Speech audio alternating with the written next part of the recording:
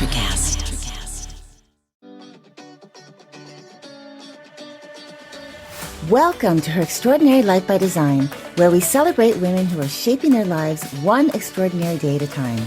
I'm your host, Leslie Gaudette, self-care coach for women who are ready to make self-care a priority to support them in life and business.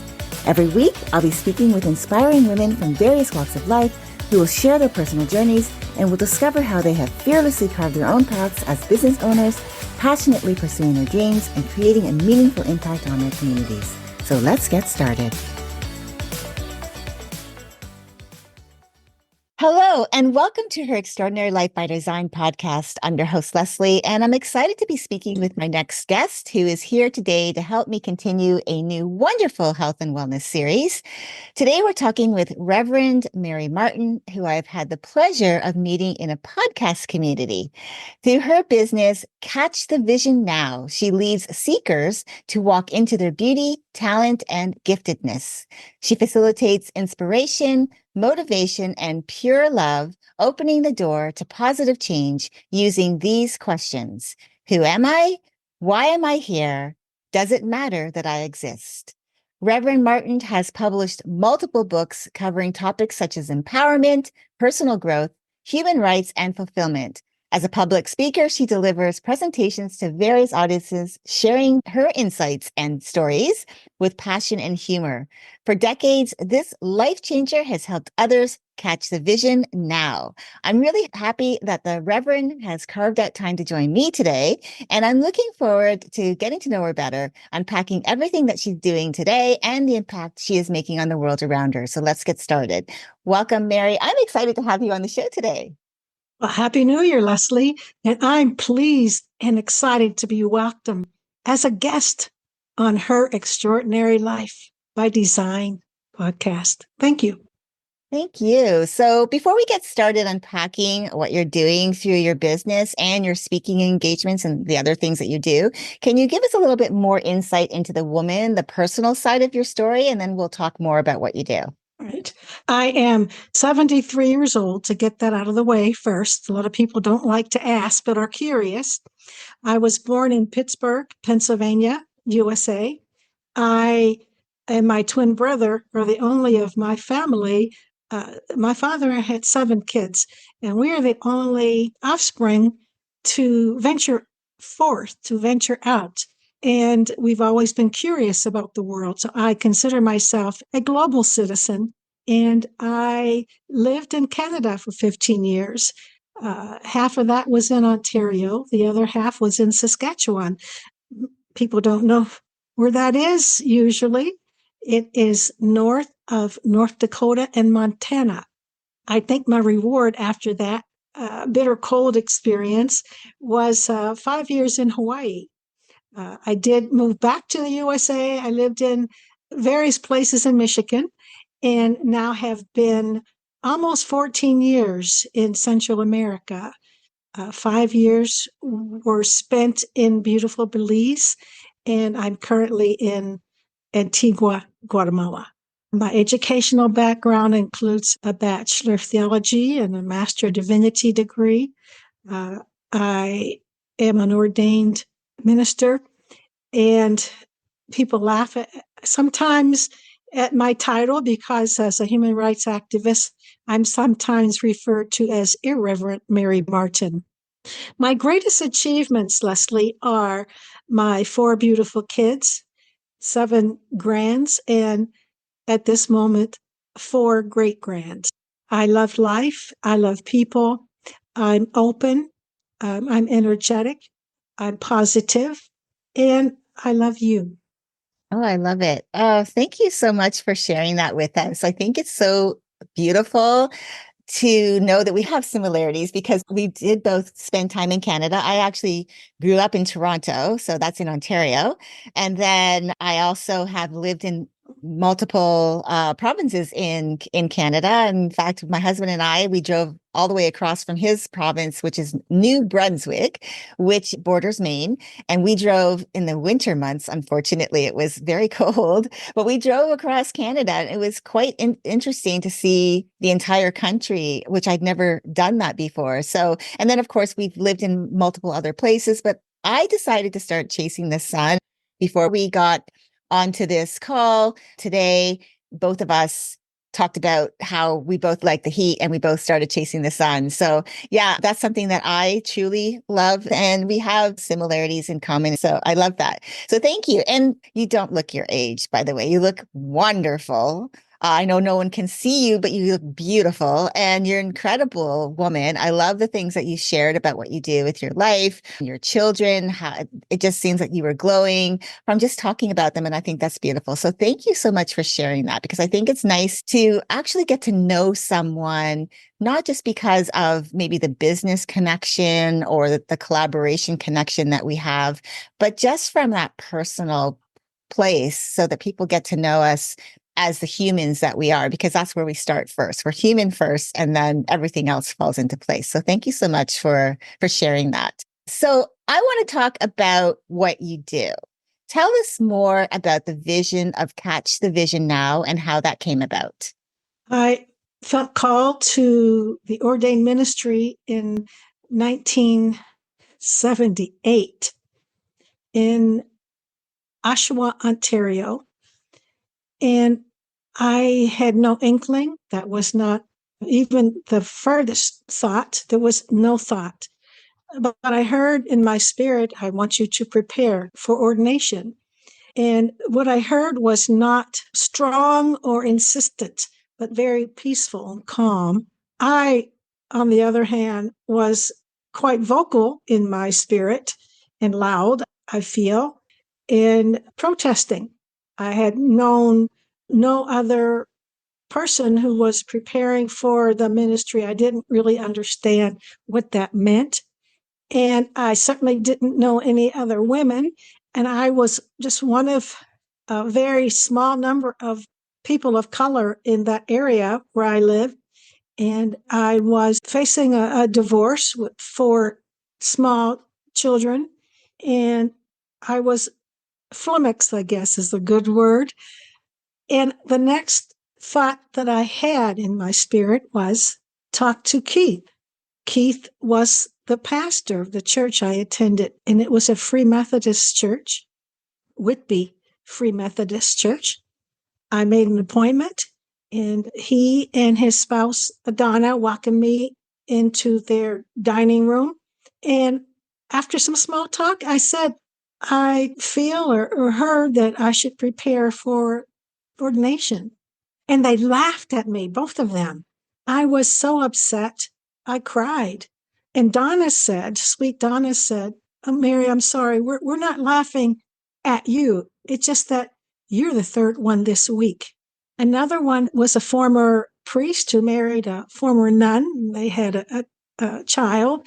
And another man was a former hippie type person.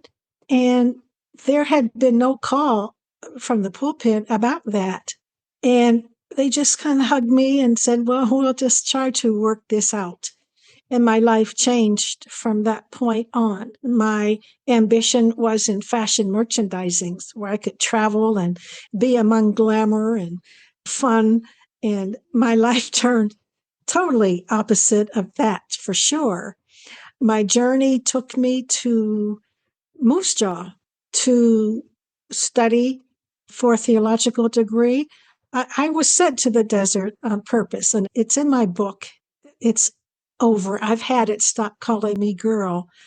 How roadblocks were set up just to dissuade me or sometimes to make me look bad. But certainly this move was made to take me and my 4 little ones into the prairies with no support system. When I lived in Toronto already, which was an educational hub, but after 2 years in this process, that's where I was sent.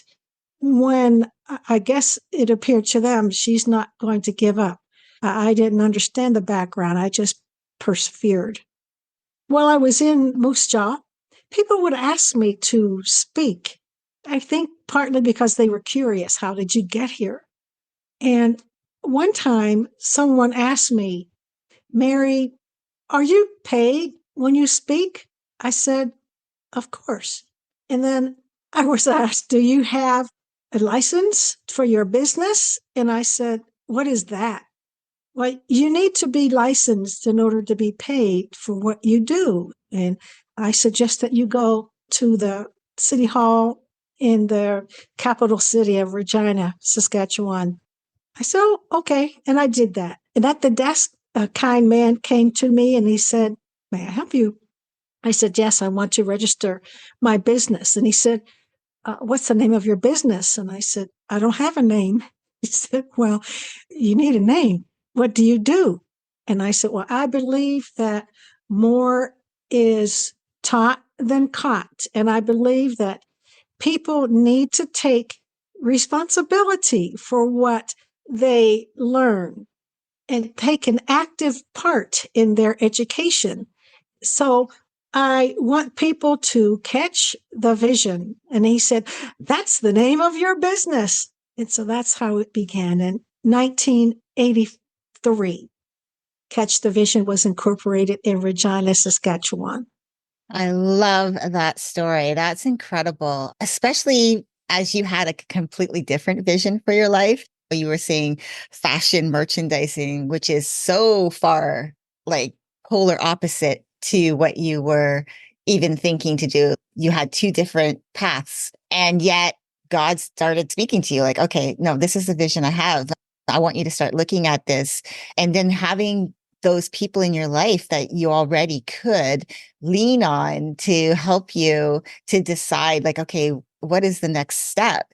But I love the fact too that you took that to that speaking. And I'm curious about how speaking came about, because I know you said you started the business or you incorporated your business after the fact. So how did you go from the vision of, okay, I've got this vision of being part of the church in a way where I'm actually pouring into people, to then you're out in the community and you're doing speaking engagements? How did that come about? In my classes, studying theology for one who is seeking ordination, I was an outcast, first of all, quite different, because the church was run by men. Women did not preach to the men. Women could teach, but not preach, and certainly not hold leadership position. All of it, it just seems doors open, and not easily, but they opened. I remember my first day of class, the professor asked the men, because I was the only woman and the only person of color, would say, let's pray. That's how our classes opened. And the professor prayed only for the men of God. And when he was finished and everyone said, Amen, I raised my hand and I said, did you not include me in your prayer? And everybody was stunned. And my professors, mostly men, had to remember to include me, but they would rarely say people. They would say for the men of God and Mary too. And I accepted that because that's as far as they would go. But I would always challenge what was taught, because instead of letting it pass and we say the correct things, I would have a different perspective. Of course, I would have a different perspective. That's why we need diversity. And sometimes those in my class would just shake their heads, put their heads down on their desks and say, oh no, here we go again. But that was my pattern. Some of those people would come to me after and say, will you come to my home to speak to some of us who might be interested in what you alluded to in class? Like the ancients had no way of knowing that women were co-creators in the process of making babies. All they saw was this went into that hole, that one became fat, and life dropped out. And the assumption was, of course, the assumption would be that the seed of life, the sperm, that thing that came out of the man, was all powerful, was life, was the seed of life. And we still use those terms today. For instance, I don't like to say I went to the seminary. I say seminary. Women were not allowed there to become pastors, to learn about deep theological aspects and philosophies and such. But they couldn't see that women were co-creators in the process. And also the idea that God made man in God's image meant that God must have a penis, and women somehow were second class, even though they would say, oh, no, that's not what we mean. But you act like that's what you mean when you exclude almost or approximately half of the population in the things that you do. And so it was like that. People would be curious and say, how did you arrive at that? And how do you challenge the system? How did you get that way? And that's the start. Wow, I love that. It's true. I mean, it's unfortunate that, especially like you were saying, you're a woman of color, being in a vocation primarily filled with men. And so there's these challenges that you're overcoming as you go along the way. But I love the fact that you had people saying, hey, first of all, you said, I'm not going to be told to be quiet, which, of course, the name of your book, It's Over, Stop Calling Me Girl. I love that, the title of your book, but also someone being able to just say, I have a calling. I've had this calling put on my heart, and I'm here not because you are telling me to be here, because he's telling me to be here. And when he's telling me to be here, he's wanting me to represent a class of humans, which are women, that can also be a part of this, because it wasn't just women and men. You have to have this union in order for there to be more of our species. So I love the fact that you were bold enough to stand up and say, look, wait a minute. You have to make sure that it's inclusive here, but then also going out and speaking about your experience and bringing that. So I think that's very cool. So thank you for sharing that. So I want to ask you, you help people discover their purpose and gifts. Now, through what you do, catching that vision. I love that. When you were saying that it's taught, then caught. And I love that, because what I feel too, and any of the things when I go through self-development, one of the things I've heard some coaches say is that when you teach something, you retain 80% of it. So I love that. So when you do this, when you go out into the world, whether it's through speaking, whether it's through coaching, because I know that you have some of that, what would you say is the first step someone should take, especially in your experience, if they feel lost or are unsure of their calling? That's a good question, because we each receive our direction in different ways. Somebody's expecting to hear a voice, they may never hear a voice. But look at the signs. The fact that you are inclined that way is a sign. I would simply encourage people to breathe and then to begin self-study in the area that you feel led. And because of the internet now, it isn't necessary to seek the formalization of that. The information is already available. Talk to other people and encourage. I encourage you to. I wouldn't even say step out in faith, because we don't often even know what it is that we're stepping into. We don't yet have the tools, but we have the inkling, and that's enough to move you from point A to point B. So one step at a time. And it doesn't matter how long it takes. And because of my journey through different denominations, through different institutions, it was 16 years of hard work, of fighting, of never giving up, of keeping focused on the original call was, I want you to prepare for ordination. And I didn't realize that it wasn't just about me. And that's a big eye opener, a big vision to get, to retain, that this isn't just about you. I love that. And I like what you brought up, that it's not necessarily how much time it takes. That's something that I've been living by, this principle of that timing is really more important than how long it takes for you to reach a goal. So for you, like you were saying, it was 16 years of you preparing and getting into this, stepping into this vision that had been revealed to you all those years earlier. And I think that's important. A lot of people are trying to rush, and they're trying to rush their lives. They're trying to rush the process, and they end up feeling that they are living lives that they're not fulfilled because they're trying to control every step of the way. And I feel like when you allow yourself to let go of that control and just allow those things to come to you and taking your time, that it works out so much better than you could imagine. But I think it's just that whole level of control can be really super hard, right? To really let go of. So I really love that you Yes, brought that up. thank you. And in my case, all I expected was to be treated normally. So it would not have taken 16 years. It should have taken 4. It was not my timeline. I did relinquish that, and I had no idea how long it would be. Well, that leads me to my next question for you. What would you say is like the key distinction between simply existing versus truly living?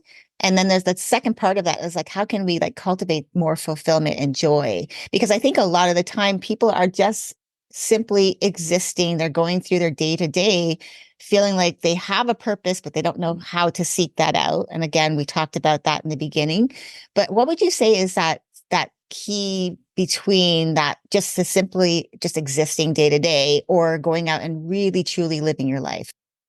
Great questions again, Leslie. I see myself as relational, social, interactive, loving, honest.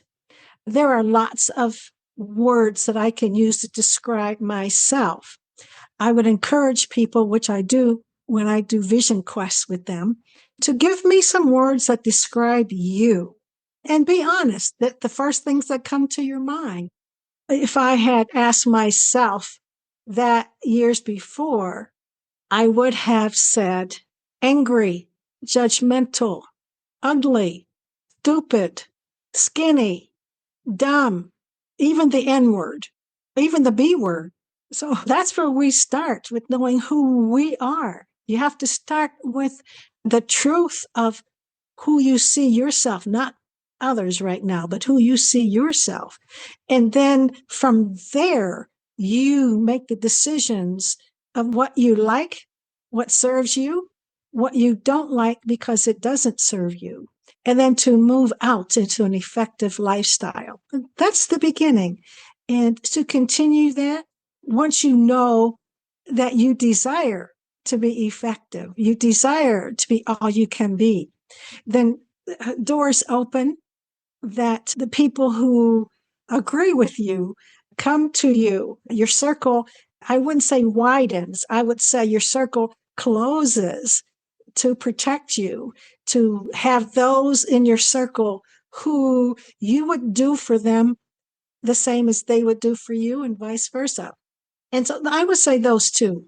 I love that. I love the whole part of like that quest, the vision quest by starting with your words that you use to describe yourself.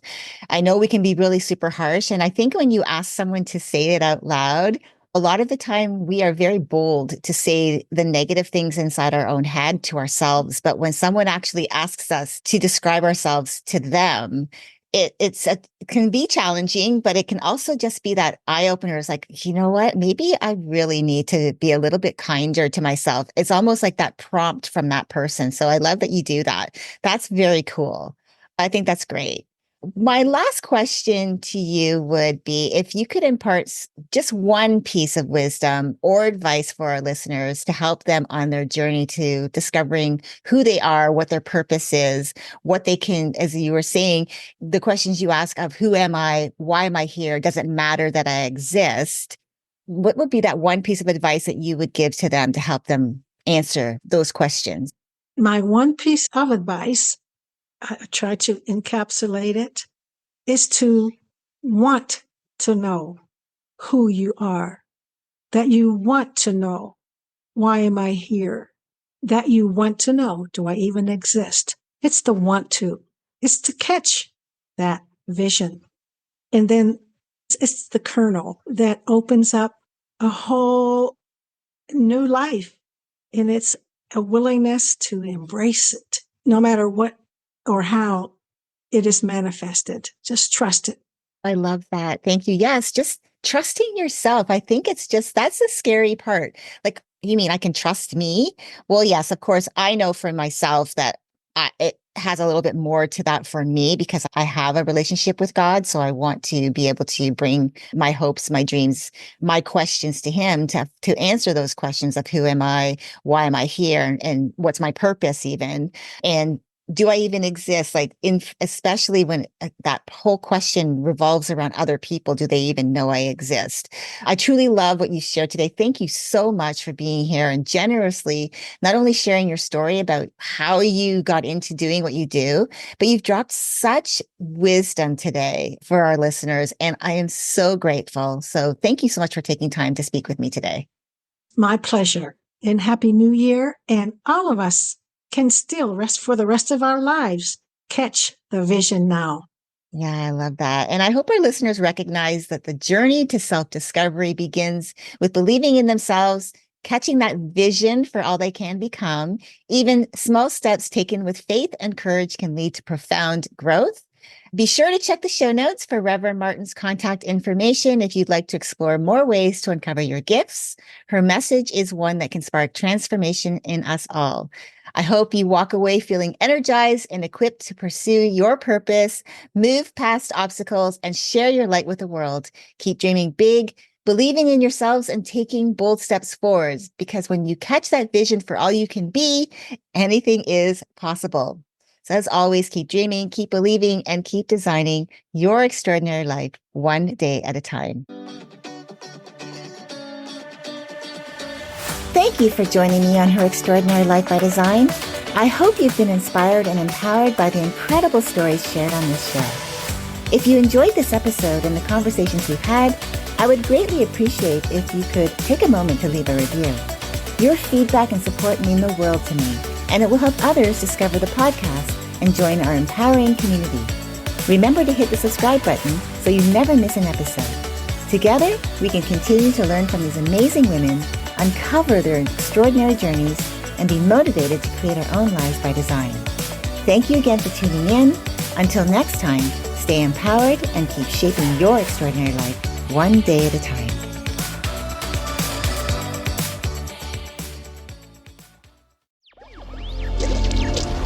Electric acid.